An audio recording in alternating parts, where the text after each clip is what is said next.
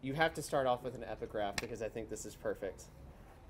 I'm saying this is the South, and we're proud of our crazy people. We don't hide them up in the attic. We bring them right down to the living room and show them off. See, no one in the South ever asks if you have crazy people in your family. They just ask what side they're on. Julia Sugarbaker from Designing Women. Sure, the article "the" is wrong. Queer subjects by nature resist being completely defined. The definite article is overreaching where a indefinite article is probably better. Queer subjects are slippery and always in flux. And right at the start, let's come to terms with terms. I use queer as an umbrella term to encompass, amongst others, gay, lesbian, bisexual, transgender, intersex, genderqueer, queer, and questioning positionalities.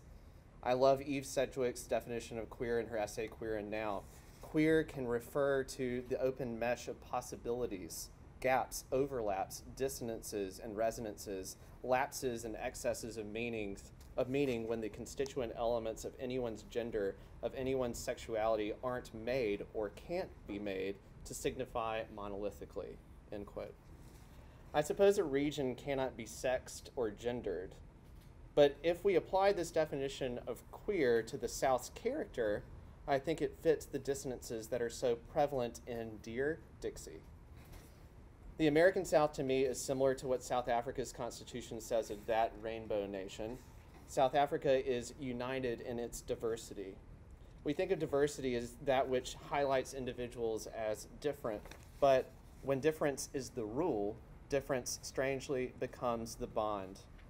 That's been my experience for my entire life lived in the South, which I have spent entirely in the South.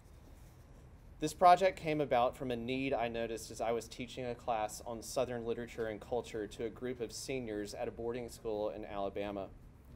When I conceived of units, there were the obvious ones: food, music, religion, Old South versus New South, the major canonical writers, agrarians, O'Connor, Welty, Faulkner, Allison, etc. I wanted to do a unit on the queer South as the topic offered me an opportunity to speak about both my academic interests and personal experiences. I thought surely there's an anthology out there that I could use. I didn't want anything purely academic, nor was I looking for a few pieces of short fiction. What I found was a queer gap in the publishing landscape, and one that this queer could fill. The role of anthologist is one that is a constant negotiation of choices, trade-offs, and limitations. That's a pretty awkward position when the idea of queerness is all about possibilities and limitlessness. So I'll concede that this work of love is an imperfect one. Though imperfect, I feel as though, and I hope you do too, this is a worthy step, a hopeful gesture towards providing a voice for queer folks in the South and a characterization of the South as a queer space. That's the first section, and then I want to read you one final section that gives you a little bit of data on how this was put together. Section 7 in the introduction. As I mentioned earlier, putting together an absolutely inclusive anthology is impossible. Choices have to be made, difficult ones, and those choices make what aspires to be inclusive exclusive. I acknowledge that this anthology, like any anthology, is problematic in its exclusivity. Over a period of about 8 months, I received submissions of essays and poems from over 200 people. Now, in this final form, 62 writers have their work showcased. There are 62 different perspectives of what queerness looks like, feels like in the American South. I ask my students regularly to consider how their positionalities bias their individual epistemology. And I wondered that myself as I had to make curatorial and editorial decisions in forming this book. The choices I made are undoubtedly influenced, perhaps biased is more appropriate, by my very privileged positionality as a white, cisgender, middle-class, formally educated, millennial gay male. It's a mouthful, right? Perhaps it's a knapsack full. Perhaps my relatively conservative or traditional aesthetics have unduly silenced more experimental, more generically queer modes of writing. I hope that's not the case, and I was conscious of my own aesthetic biases in assembling this book.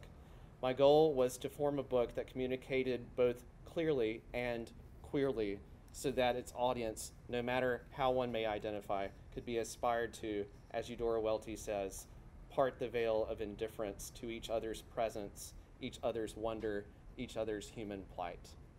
So you've heard some of the voices. As I said, there's 62 different voices in the anthology. And I want to close by reading the last section of the introduction. My father, when he wasn't working, was always fishing, an outdoorsman surely, and most of all, an angler.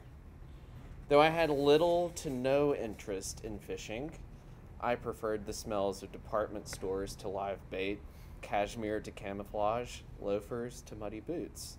I picked up the vocabulary of fishing. I remember hearing about this reckless, fearless way of catfishing called grappling, a word with address also in wrestling, of course. To grapple, one wades into the murky waters where catfish have their hiding places in order to catch the fish with one's hands. The risks are plenty: skin loss, injury to arms and hands. The consequences of blindly reaching into the unknown. Here, you'll see grappling of the wrestling and catfishing variety, as these writers probe the past, reach for mystery, and examine their relationship to queerness in a queer space. So, the anthology officially releases on September 17th. And I must say that it's been a really wonderful thing when you know that a project has the perfect press home, and Sibling Rivalry Press and Brian Borland and Seth Pennington were the perfect press. They accepted the idea, and we've worked together in forming what I think is a beautiful symphony that gives a lot of different perspectives, a lot of different narratives about what queerness in this queer space of the South is. You can pre-order the book online at siblingrivalrypress.com. So siblingrivalrypress.com, you can place a pre-order, and if you order it online, it will be shipped in advance of the actual release date. You know, it's been a real pleasure, and I have to say again, thank you to Brian and Seth. I know they're not here, but they are here, they're here, of course. I want to say thank you to our readers today.